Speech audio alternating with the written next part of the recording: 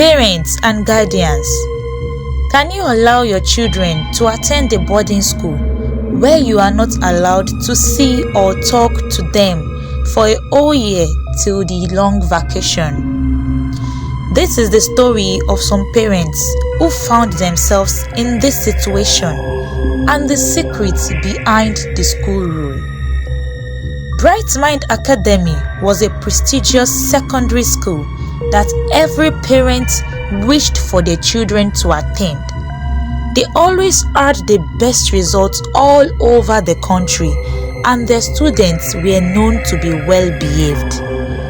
It is said that even the dullest of the dullest becomes sound upon attending this school. However, Bright Mind Academy was a full-time boarding school which had a very strict policy that parents are not allowed to visit or call their children once they are dropped off at the school on the first day of resumption. I know you are wondering what kind of parents would agree to this policy, but don't be surprised to find out that a lot of parents didn't mind at all. Some gave excuses that they were too busy with work, while some said that their children were too stubborn.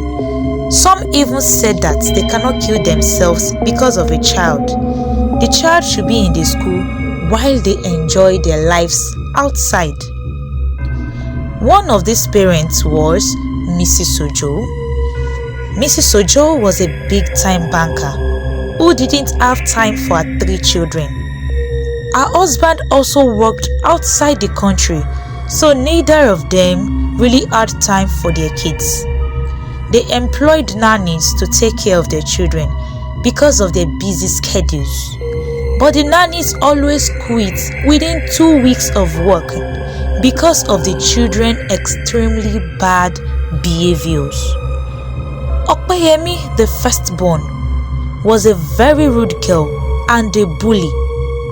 Frederick, the second child, was also a bully and loved to engage in dangerous sports, while the last-born, Funke, was always maltreating the nannies. They were all in secondary school.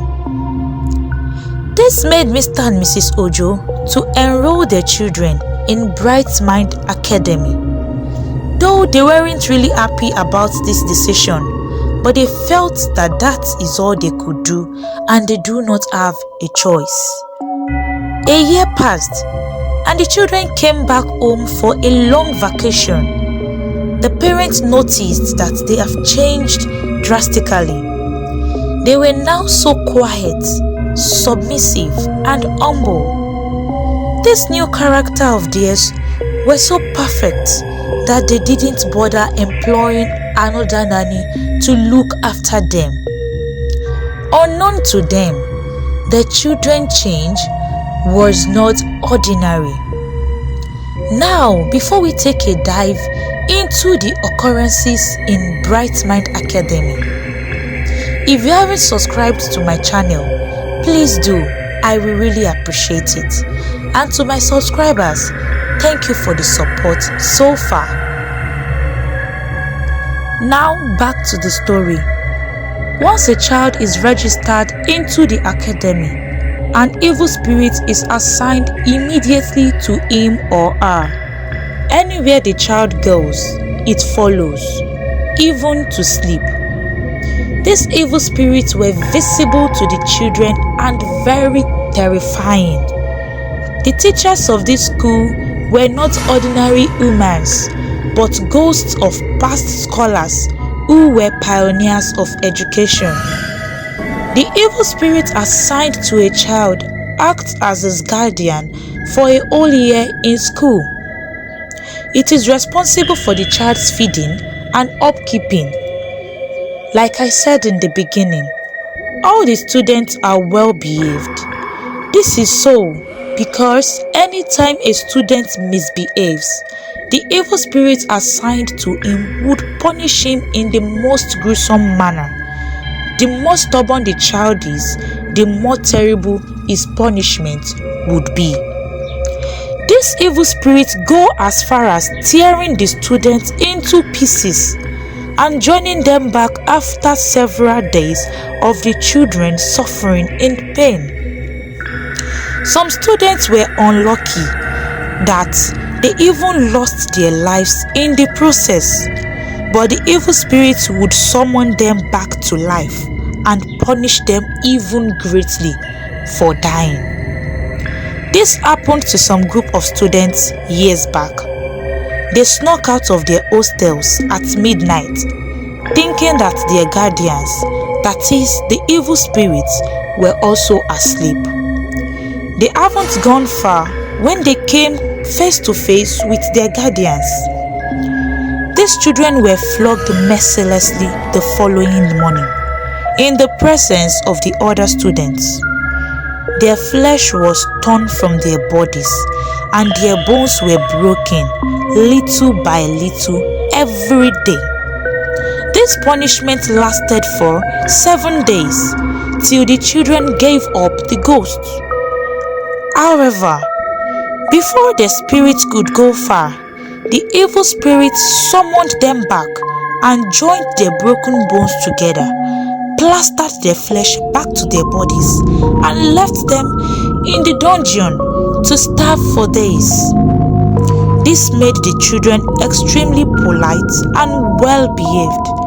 They also took their studies seriously to avoid terrible punishment. I know most viewers are wondering why the children couldn't inform their parents about the terrible occurrences that take place at the academy when they go home.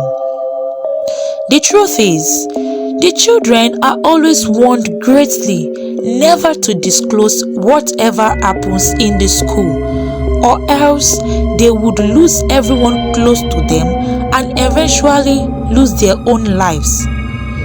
You would be surprised to know that the evil spirits follow the children home during the holidays, though not visible to their eyes, but they are always present. The children feel and smell their presence and sometimes dream about them.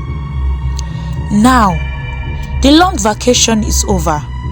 Mr. and Mrs. Ojo, with other parents, are excited to take their children back to school, while the children tremble in fear, unable to speak out.